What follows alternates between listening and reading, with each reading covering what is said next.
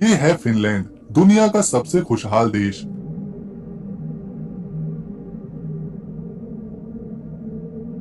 World happiness index की report के मुताबिक पिछले कई सालों से ये देश खुशहाली में नंबर 1 पर है। इसके पीछे की वजह है यहाँ पर सभी लोगों को डॉक्टर्स के पास जाने के लिए पैसे नहीं देने पड़ते। ज्यादातर बीमारियों का खर्चा सरकार खुद उठाती है। यहाँ मेडिकल इलाज अच्छे से किया जाता है। इसके अलावा यहाँ पर हर चीज मुफ्त है। यहाँ प्रकृति बहुत ही सुंदर और साफ है। यहाँ के लोगों को साफ हवा और पानी मिलता है। बच्चों को पढ़ाने का भी कोई खर्चा नहीं। यहाँ पर शिक्षा बिल्कुल मुफ्त है। फिनलैंड की शिक्षा प्रणाली सबसे अलग और खास मानी जाती है। यहाँ बच्चों को धीरे धीरे और आसान तरीके से प्रैक्टिकल के साथ पढ़ाया जाता है और 5वीं कक्षा तक सभी बच्चों को एक जैसा ही माना जाता है। इसीलिए यहाँ के स्कूलों में किसी तरह का कोई ग्रेड सिस्टम नहीं है। किसी भी बच्चे को नंबर नहीं मिलते। फिनलैंड उन देशों में गिना जाता है जहाँ का पासपोर्ट बहुत ही ताकतवर है। इस देश के पासपोर्ट से बिना वीजा के कोई भी 190 देशों में घूम सकता है। इसी वजह से यहाँ का पासपोर्ट दुनिया का तीसरा सबसे ताकतवर पासपोर्ट है। इस देश में 56 लाख की आबादी है, जिसमें से 27 लाख पुरुष हैं और लगभग 29 लाख के आसपास महिलाएं। फिनलैंड के लोगों को शांत रहना काफी पसंद होता है। ये जल्दी से नहीं बोलते, लेकिन अगर इन्होंने एक बार बात करनी शुरू करी तो फिर ये चुप भी नहीं होते। यहाँ के 87% लोग शहरों में अपनी जिंदगी बिताते हैं, क्योंकि वहाँ उनके पास करने के लिए काम होता है। उन्हें शहरों की आधुनिक सुविधाएं मिल जाती हैं। तो वहीं 13% लोग आज भी ऐसे हैं जो अपने गाँव में रहना पसंद करते हैं। इस खूबसूरत देश को द लैंड ऑफ 1000 लेक्स भी कहा जाता है। 70% से भी ज्यादा जमीन पर यहाँ सिर्फ जंगल ही जंगल है और यहाँ 1,88,000 छोटी बड़ी झीलें हैं, जिसमें से कुछ तो बहुत ही प्रसिद्ध हैं, जैसे कि लेक साइमा। ये फिनलैंड की सबसे बड़ी झील है और दुनिया की 6ठी सबसे बड़ी साफ पानी की झील भी। ये अपनी सुंदरता, मछलियों और बोटिंग के लिए फेमस है। यहाँ पर लोग अक्सर मजे करने आते हैं। इसके अलावा लेक इनारी भी यहाँ का काफी प्रसिद्ध है। ये फिनलैंड के उत्तर में आर्कटिक सागर से जुड़ा हुआ है। यहाँ स्नो मोबाइलिंग, आइस फिशिंग और बड़ी संख्या में लोग कैंपिंग करने आते हैं। ये है लेक पाइजाने, जो इस देश की दूसरी सबसे बड़ी झील है। साथ ही साथ ये झील यहाँ के नेशनल पार्क का भी हिस्सा है। यहाँ पर भी लोग अपना खाली समय बिताने आते हैं और खूब एडवेंचर करते हैं। वयाजार्बी झील फिनलैंड के ताम्परे शहर में है। यहाँ समंदर का किनारा लोगों को अपनी तरफ खींच लाता है। फिनलैंड में एक बहुत ही अनोखा कंपटीशन हर साल आयोजित किया जाता है, जिसमें पति और पत्नी हिस्सा लेते हैं। पति को अपनी पत्नी को कंधे पर या फिर पीठ पर उठाकर दौड़ना होता है, जिसमें पानी का एक तालाब पार करना पड़ता है। जो पति अपनी पत्नी को कंधे पर उठाकर सबसे पहले पानी को पार करता है, वो जीत जाता है और उसे बदले में पीने के लिए ढेर सारी बियर दी जाती है। ये लोग इस प्रतियोगिता को बड़े ही मजे से देखते हैं। ये प्रतीक है एक पत्नी और पत्नी के विश्वास का, जिसे फिनलैंड के ज्यादातर लोग खेलते हैं। दोस्तों, फिनलैंड में कुछ बेहद ही अनोखे तरीके से जुर्माना वसूल किया जाता है। यहाँ जो जितना अमीर होता है, उसकी जितनी इनकम होती है, उसी के आधार पर उससे जुर्माना वसूला जाता है। साल 2002 की बात है, जब नोकिया कंपनी के मालिक जॉर्मा ओलिला ने फिनलैंड की सड़क पर बहुत तेज कार चलाई थी। उस रोड पर कार की लिमिट 55 किलोमीटर प्रति घंटे की थी। फिर भी ओलिला ने अपनी कार 75 किलोमीटर प्रति घंटे की रफ्तार से भगाई, जिस वजह से उनका चालान हुआ। क्योंकि ओलिला काफी अमीर थे, तो उन पर ओवर स्पीडिंग का चालान हुआ उनकी इनकम के मुताबिक। और आपको जानकर हैरानी होगी, उन्हें 1,21,000 यूरो का चालान भरना पड़ा, जो इंडिया की करेंसी में 1,06,48,000 रुपए बनते हैं। ये वो पहला यूरोपीय देश भी है जिसने महिलाओं को वोट डालने का अधिकार दिया था। आज फिनलैंड दुनिया भर में पुरुष और महिला को समान रूप से देखने वाले देशों में पहले नंबर पर गिना जाता है। साल 1906 में यहाँ की महिलाओं ने पहली बार मतदान किया था और इसके ठीक 1 साल बाद यहाँ की महिलाओं को चुनाव लड़ने का भी अधिकार मिल गया था। इस बात से पता चलता है कि फिनलैंड में महिलाएं अपनी भूमिका बहुत पहले से देती आ रही हैं। इस देश में महिलाओं को हर तरह से आजादी मिलती है। यहाँ देह व्यापार कानूनी रूप से मान्य है, पर यहाँ की महिलाएं इस काम को नहीं करती, बल्कि यूरोप के दूसरे देशों से आई महिलाएं इस काम को करती हैं। 2010 की एक रिपोर्ट के मुताबिक लगभग 70% ऐसी महिलाएं थी जो फिनलैंड की नहीं थीं, पर इस काम को कर रही थी। ये है हेलसिंकी, फिनलैंड की राजधानी, इसका दिल। जो यहाँ का सबसे खूबसूरत शहर है। देश की आधी से भी ज्यादा आबादी इसी शहर हेलसिंकी में बसती है। इस खूबसूरत शहर को 1950 में गस्तावस वासा ने बसाया था, लेकिन इसे पहचान मिली 1812 में, क्योंकि उस समय ये शहर रूस की राजधानी हुआ करता था। यहाँ की वास्तुकला और ठंडे इलाकों में रहने की इमारतों का डिजाइन बेहद ही खास और सुंदर है। हेलसिंकी में सेंट्रल स्टेशन एक प्रमुख जगह है। इसके अलावा हेलसिंकी कैथेड्रल, जो कि एक चर्च है, ये भी यहाँ पर काफी ज्यादा प्रसिद्ध है। टूरिस्ट यहाँ लगातार आते रहते हैं इसकी बनावट और खूबसूरती देखने। साथ ही साथ इस शहर में सोविंटोलिन एक किला है, जो कि समंदर किनारे मौजूद है। ये इतना खास और पुराना है कि इसे यूनेस्को ने अपनी वर्ल्ड हेरिटेज साइट्स में शामिल किया हुआ है। ये किला स्वीडन के राजा एडवर्ड अगस्टस ने 1748 में बनवाया था। पहले इसे स्वीबॉर्ग के नाम से जाना जाता था, लेकिन 1812 में जब रूस ने यहाँ कब्जा किया तो इसका नाम बदलकर स्विंटोलिन कर दिया था। फिनलैंड में एक अनोखी चीज होती है जिसे सोना कहा जाता है। लगभग यहाँ के हर घर में इसे बनाया जाता है।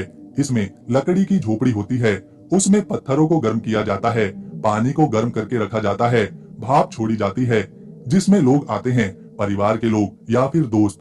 ये लोग यहाँ अपने शरीर को पेड़ों की पत्तियों से साफ करते हैं। उस गर्म झोपड़ी में घंटों समय बिताते हैं ताकि उनके शरीर से पसीना निकले और ताजगी महसूस करी जा सके। ये यहाँ की संस्कृति का एक अहम हिस्सा है, जिसे फिनलैंड के लगभग सभी घरों में देखा जा सकता है।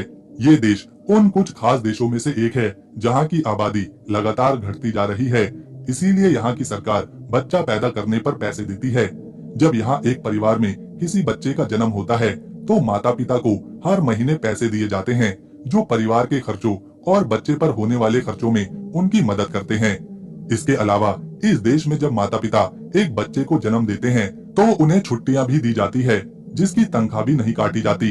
ये छुट्टियां दोनों को इसलिए मिलती हैं ताकि वो छोटे बच्चे की देखभाल अच्छे से कर सकें। इन छुट्टियों के उन्हें अलग से पैसे भी दिए जाते हैं।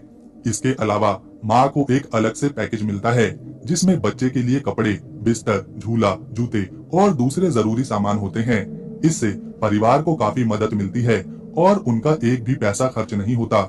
इसके बाद जब बच्चा थोड़ा बड़ा हो जाता है तो उसकी स्कूल की फीस, किताबें, ड्रेस, यहाँ तक कि ट्यूशन की फीस भी सरकार ही भरती है।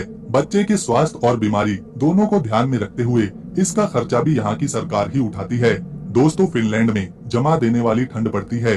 इतनी ठंड पड़ती है कि सर्दियों का मौसम 8 से 9 महीने तक रहता है, जबकि गर्मी केवल 3 महीने की आती है।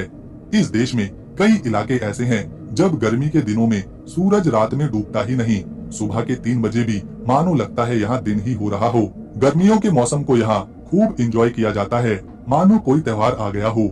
सर्दियों के मुकाबले दुकानों पर, सड़कों पर लोगों की भीड़ बढ़ जाती है। यहाँ एक आइस रेस्टोरेंट है जो किसी फ्रिज की तरह ठंडा है। इस रेस्टोरेंट की हर चीज बर्फ से बनी है। कुर्सी, टेबल, सीढ़ियाँ, छत, दीवारें, सभी कुछ इन्हें सर्दियों के मौसम में बनाया जाता है और गर्मी में ये अपने आप पिघल जाते हैं। इन्हें हर साल ये लोग दोबारा बनाते हैं। इनके डिजाइन देखने लायक होते हैं। लोग यहाँ आते हैं, एक अलग अनुभव करते हैं। यहाँ पर खाना जैसे ही बनता है उसे तुरंत परोस दिया जाता है, क्योंकि ठंड इतनी होती है कि कुछ ही मिनटों बाद वो खाना पूरी तरह से ठंडा हो जाता है। यहाँ के लोगों को आइसक्रीम खाना बहुत पसंद है। ये लोग मानते हैं आइसक्रीम खाने से इन्हें गर्मी मिलती है। ये है बाल्टिक सागर, जो कि स्वीडन और फिनलैंड को आपस में जोड़ता है, लेकिन सर्दियों के मौसम में ये पूरी तरह से बर्फ से ढक जाता है। लगभग 6 महीनों तक ये सागर बर्फ से जमा रहता है, क्योंकि इस रास्ते से जहाज गुजरते हैं। गैस का, पेट्रोल का और दूसरे जरूरी सामानों का आदान प्रदान किया जाता है। इसीलिए इस समंदर में बर्फ को हटाना जरूरी हो जाता है। ये है आइस ब्रेकर शिप, जो इस सागर में जमी हुई बर्फ को हटाने का काम करती है। ये शिप बहुत बड़ी होती है, जो एक बार में एक मोटी बर्फ की परत को हटाते हुए आगे बढ़ती जाती है।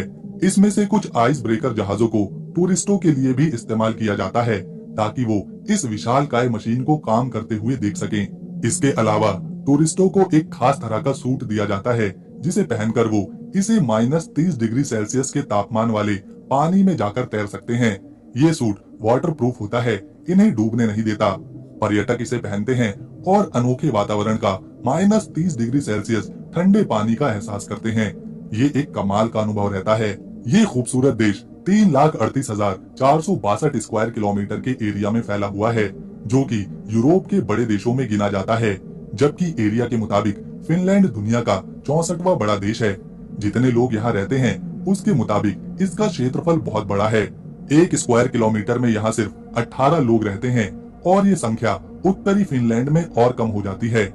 इस देश के 75% हिस्से पर कोई भी इंसान नहीं रहता। इस 75% हिस्से पर जंगल, झील और समंदर नजर आते हैं। बहुत ही कम लोग हैं जिन्होंने कभी पोलर बियर को देखा हो, लेकिन फिनलैंड के कई इलाकों में ये खास जानवर देखने को मिलता है, खासतौर पर इसके उत्तरी हिस्से में। यहाँ एक जगह है लापलैंड, जहाँ आमतौर पर ये पोलर बियर दिखाई देते हैं।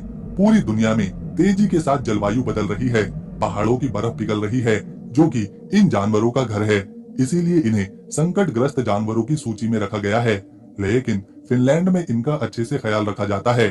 उनके इलाकों में जल्दी कोई बदलाव नहीं करता। जलवायु परिवर्तन को लेकर भी यहाँ के लोग कई कदम उठा रहे हैं।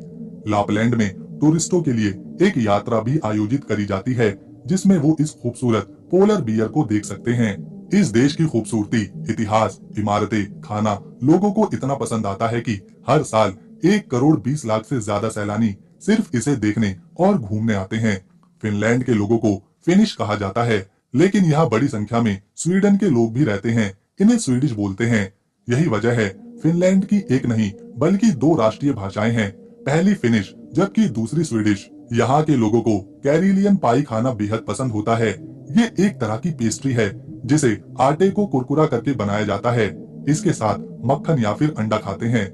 जब भी फिनलैंड में कोई त्योहार, समारोह या फिर शादी होती है तो उसमें ये कैरिलियन पाई जरूर शामिल करी जाती है। इसके अलावा ये यहाँ की नेशनल डिश भी है। फिनलैंड के लोगों को शादी करना बिल्कुल भी पसंद नहीं, इसीलिए 40 से 50% फिनिश लोग ऐसे हैं जो कभी शादी नहीं करते, और अगर करते भी हैं तो 40 साल की उम्र के बाद। लोग अपने करियर और पढ़ाई पर ज्यादा से ज्यादा ध्यान देते हैं और इनके लिए शादी प्राथमिकता बिल्कुल भी नहीं है। फिनलैंड ने अब तक 8 नोबेल प्राइज जीते हैं। सबसे पहले 1939 में सिनिका एटसेली ने साहित्य में ये पुरस्कार जीता था। इसके बाद 1956 में असलेली गैलन ने केमिस्ट्री में नोबेल प्राइज अपने नाम किया था। साल 1960 में माइका वाल्टन ने साहित्य में इसे हासिल किया। 2008 में मार्टी आहटिसारी को शांति में नोबेल पुरस्कार मिला और 2016 में जॉन और डेविड थॉमसन को फिजिक्स के क्षेत्र में नोबेल प्राइज से सम्मानित किया गया। देश की राजधानी हेलेसिंकी में शुक्रवार की रात काफी भीड़ भाड़ भरी रहती है। लोग अपने दोस्तों के साथ मौज मस्ती करते हैं, पार्टीज करते हैं, कुछ पीते हैं, कुछ खाते हैं, मानो पूरा शहर रात में जाग रहा हो। वैसे तो इस देश में कूड़ा ढूंढने से भी नहीं मिलता, लेकिन प्लास्टिक और कागज की खाली बोतलों को यहाँ पर रिसाइकल किया जाता है। प्लास्टिक की लगभग 99% खाली बोतलें यहाँ पर रिसाइकल हो जाती हैं और कांच की तो पूरी की पूरी 100% रिसाइकलिंग करी जाती है। फिनलैंड केवल 3 देशों के साथ अपनी सीमाएं साझा करता है। इसके पश्चिम में स्वीडन देश है। इन दोनों देशों के बीच बोटेनियन खाड़ी है, जबकि इसके उत्तर पश्चिम में नॉर्वे देश आता है। इन दोनों की सीमाओं को पहाड़ और जंगल अलग करते हैं। इसके अलावा फिनलैंड की पूर्वी सीमा पर रशिया देश आता है। फिनलैंड को 2019 में सबसे खुशहाल देश माना गया था, जो आज भी है। यहाँ पर चलने वाली करेंसी को यूरो कहते हैं और 1 यूरो भारत के 93 रुपए 30 पैसे के बराबर है। पूरी दुनिया में क्रिसमस धूमधाम से लोग मनाते हैं, जिसमें सेंटा क्लॉस सबसे अहम होता है। यहाँ फिनलैंड में एक गांव है जिसे सेंटा क्लॉस विलेज बोला जाता है। ये गांव रेंटा में मौजूद है। टूरिस्ट यहाँ भारी संख्या में आते हैं, सेंटा क्लॉस से मिलते हैं, उनके साथ फोटो खिंचवाते हैं। इसके अलावा इस गांव में सेंटा क्लॉस का एक ऑफिस भी है। सेंटा क्लॉस विश मांगने पर लोगों की विश पूरी करते हैं। ऐसी कहानियों की शुरुआत यहीं से करी